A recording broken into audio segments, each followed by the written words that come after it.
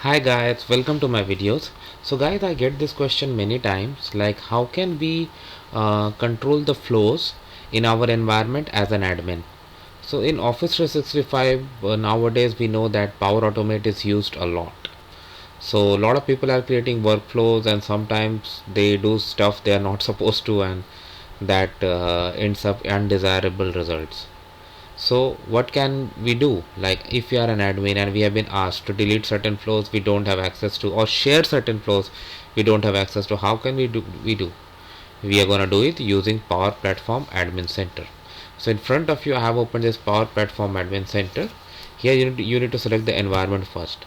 So in my test environment I have only one, that's why I say only one, but if you have multiple you gotta click on multiple. Then go to resources, find out which one. So for Power Automate click on flows.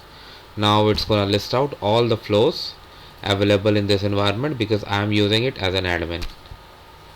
So if I select this one, now I have option.